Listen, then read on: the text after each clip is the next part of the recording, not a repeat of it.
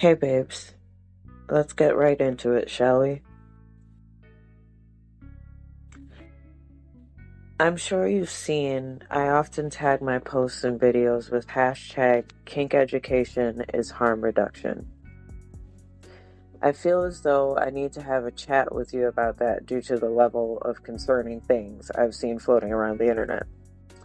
I often get people in my inbox asking me how they become a dom, or I see posts debating whether or not you should pay kink educators for teaching you things you can find on the internet, etc., etc. There has also been a discussion going on about submissives having all the power in a dynamic. Listen, the amount of horror stories that come out of the kink community have literally inspired Hollywood's worst tropes in movies and TV. Either they depict us as these psychopathic deviants who murder people with crazy sexual devices, or rich stalkers with no concept of boundaries or consent. And that's just when it's the white folks practicing BDSM. You can learn a lot of things from the internet, but what you won't learn is the wisdom of community. The wisdom that is gained from being active in the community for a long time. What you won't learn is the social skills to give honor and respect to the kink community, or give honor and respect to yourself. And you will definitely know nothing about destigmatizing and decolonizing the practices of kink and BDSM. You won't learn how to protect yourself from kink practitioners who have not done the work on themselves to know when their desires become harmful to others. You will definitely not know when that person is you.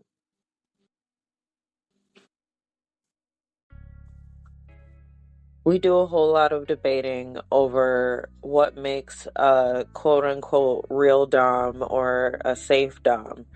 And whether we admit it or not, that's because many people have unrealistic and unhealthy expectations of the dominant role within a dynamic, or just of that individual themselves. What we don't often discuss is what makes a submissive harmful or toxic, and where their responsibility lies. Pup Locrian has been on their pages on TikTok talking about this trope that submissives have all the power. A lot of people have been bringing that up as in new people to the lifestyle, or new people interested in kink and BDSM. I've said it before and I'll say it again. No part of the dynamic has all the power. It's called a power exchange because we are agreeing to equally exchange power. A dominant never has real power over a submissive. The dominant has as much power as both parties have agreed to exchange. The submissive, therefore, also does not have all the power. Where a submissive can become harmful is where they are not properly educated on the subject of power exchange and have not had an experienced mentor, teacher, or dominant to help them understand. For one, you can be harmful as a submissive when you refuse to understand that being attracted to a certain dominant does not automatically make that dominant compatible with you. It doesn't automatically mean they practice the same kinks you do. You also cannot force someone to take on a dominant role if they are not a dominant. You can be a kinkster without having to be a dominant, a submissive, or being in a dynamic at all. I'll give you a couple of examples. My name is Daddy Doyen. I go by Daddy as my first name. Daddy is also one of my honorifics. Because of this honorific, I've been approached by many ABDLs.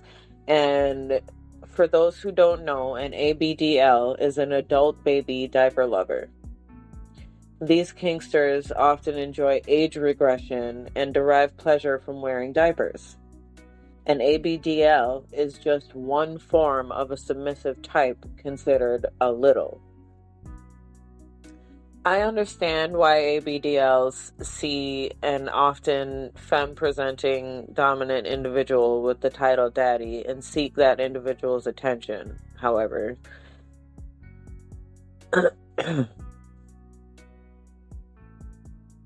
I understand why ABDLs see an often femme-presenting dominant individual with the title daddy and seek that individual's attention. However, I am daddy, but I am not an age player.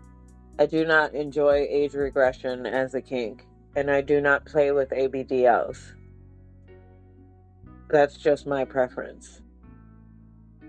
The title daddy or mommy is not about pedophilia or incest, as some people have, or as the mainstream, let's say, or the vanilla have made it out to be. They are rooted in a type of power exchange based on caretaking and nurturing. I'm daddy because I raised my little to see themselves for who they have the power to be.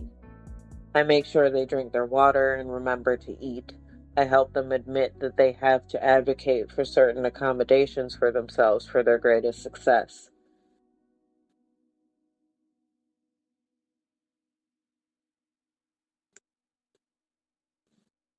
I allow them to step away from the stress and responsibility of adulthood for a while, turn their brains off, and just be pretty or in a haze of bliss.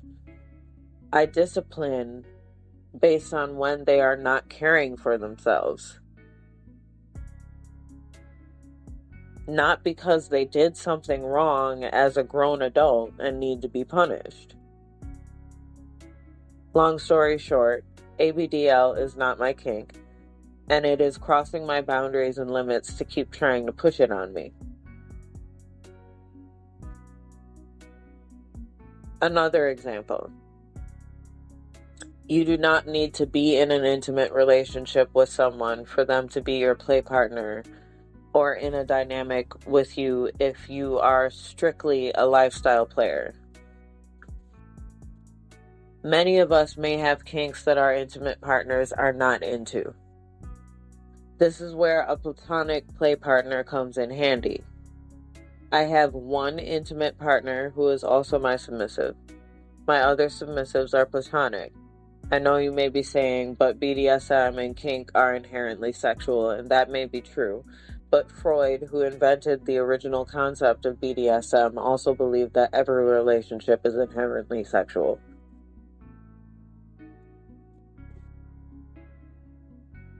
I once had a submissive, a little, who basically tried to force me into a relationship role with her, despite me making it very clear that that was not my intention, and the fact that I was engaged to a monogamous partner at the time.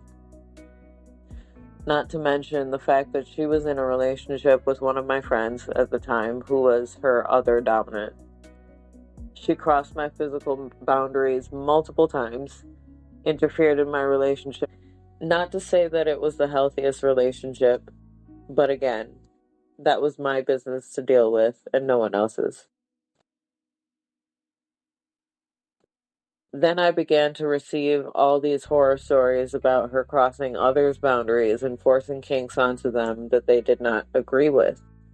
After I let her go, she attempted to ruin my reputation and make me out to be a villain.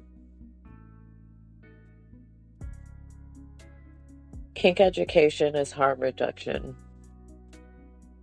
That doesn't mean learning your consent models. That doesn't mean learning what a hard and soft limit is only.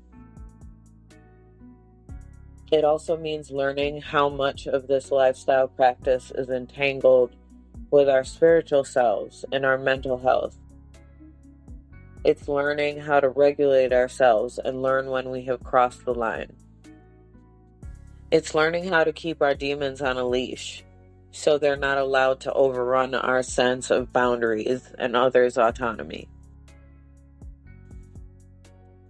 It's understanding the importance of mental and spiritual hygiene so we avoid causing harm to ourselves and others.